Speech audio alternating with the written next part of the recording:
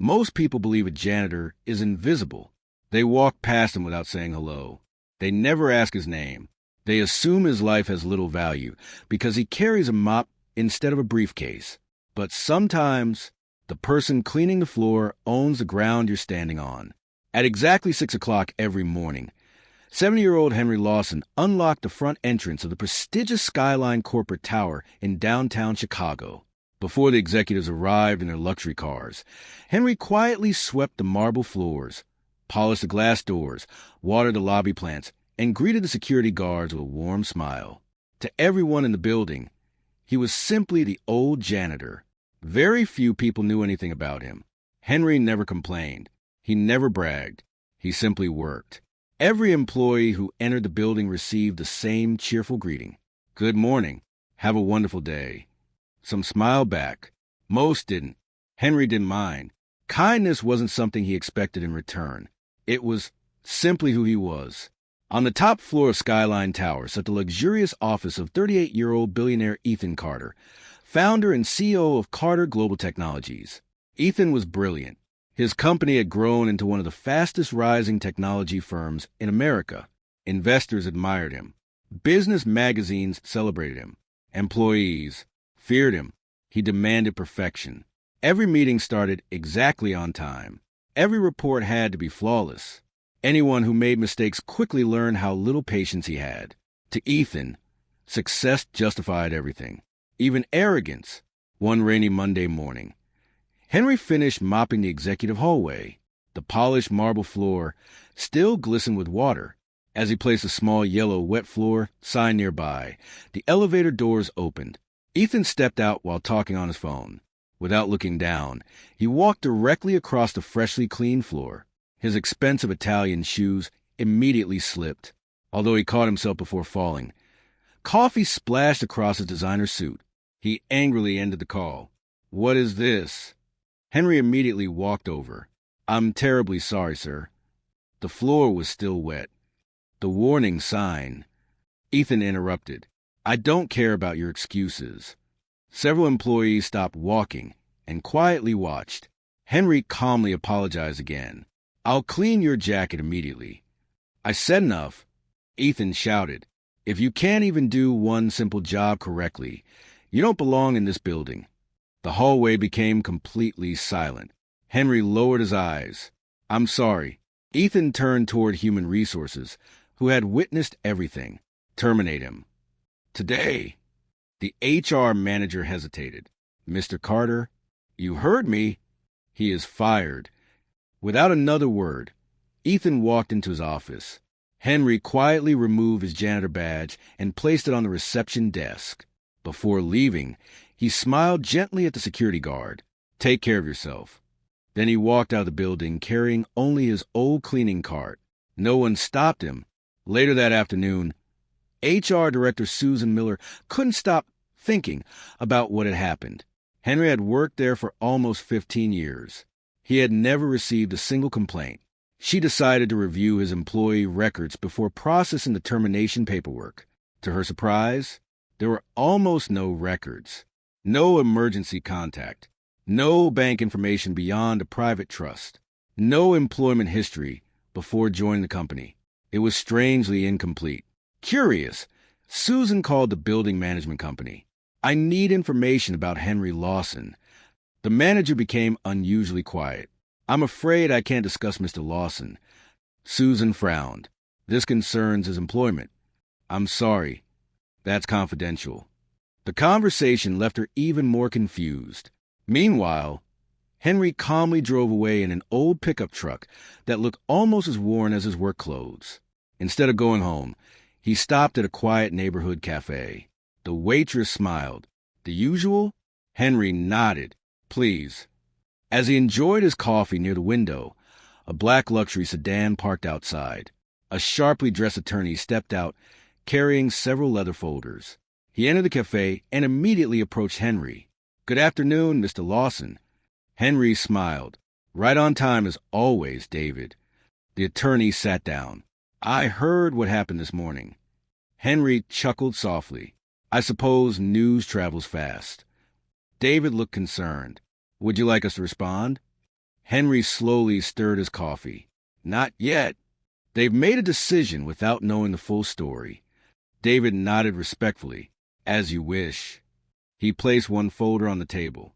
The annual property reports are ready for your approval. Henry quietly opened the folder. Inside were photographs and financial reports of dozens of commercial buildings across the city.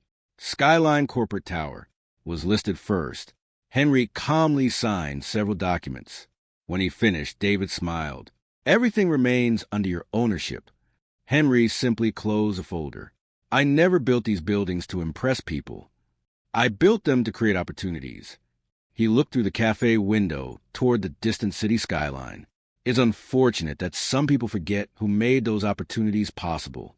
At that very moment, Ethan Carter had no idea that the elderly janitor he had humiliated and fired only hours earlier was the true owner of the entire building where his billion-dollar company operated. And by the next morning, everything inside Skyline Tower was about to change forever. The next morning, Skyline Corporate Tower looked the same from the outside. Employees hurried to the revolving doors carrying coffee cups and laptops, completely unaware that one decision made the previous day was about to change the future of the entire company. At 8:30 a.m., Ethan Carter stepped out of the elevator and walked toward his office. His assistant quickly approached him. Mr. Carter, there's an urgent meeting scheduled for 9. Ethan frowned. I didn't schedule one. I know, she replied nervously. It was requested by the building owner. Ethan barely looked up. Tell them I'm busy. I'm afraid, they insisted. Ethan sighed. Fine, 10 minutes. At exactly 9 o'clock, Ethan entered the executive conference room. Several unfamiliar people were already seated around the table. Among them was the attorney Ethan had never met before. David stood and introduced himself. Good morning, Mr. Carter.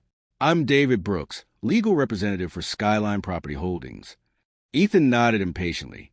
What is this about? David calmly placed a thick folder on the table. Our owner would like to discuss the future of your company's lease. Ethan leaned back confidently. Our lease doesn't expire for another 4 years. Correct. David smiled politely. But your agreement also contains a conduct clause allowing the property owner to review tenancy if executive actions damage the reputation or operating environment of the building. Ethan's confidence faded slightly. I don't understand. You will... David opened the folder. Inside were security camera photographs from the previous morning. They clearly showed Ethan shouting at Henry in front of dozens of employees. Silence filled the room. David looked directly at Ethan. Yesterday, you terminated a man without asking who he was. Ethan shrugged. He was a janitor. David closed the folder. No, he is Mr. Henry Lawson, the owner of this building.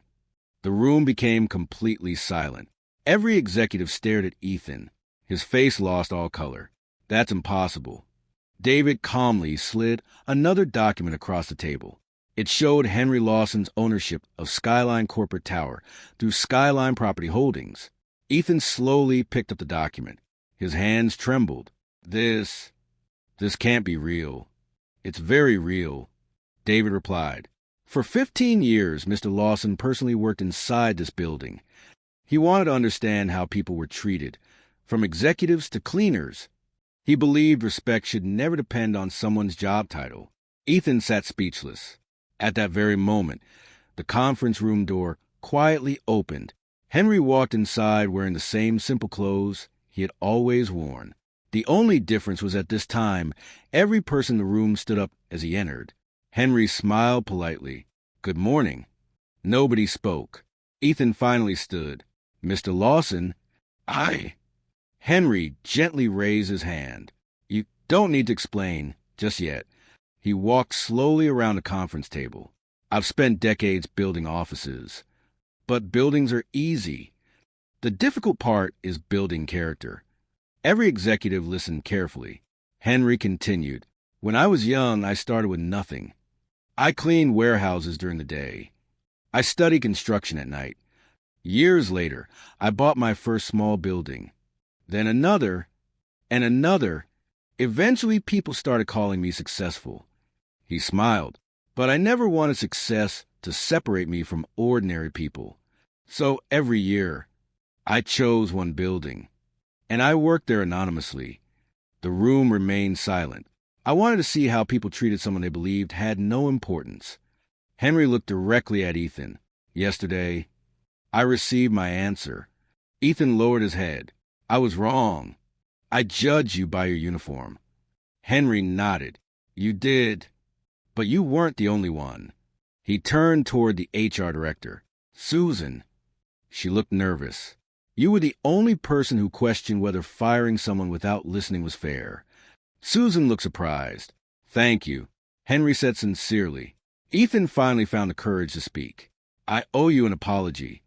Henry looked at him quietly. I'm ashamed of my behavior. I've spent years building a successful company, but somewhere along the way, I forgot how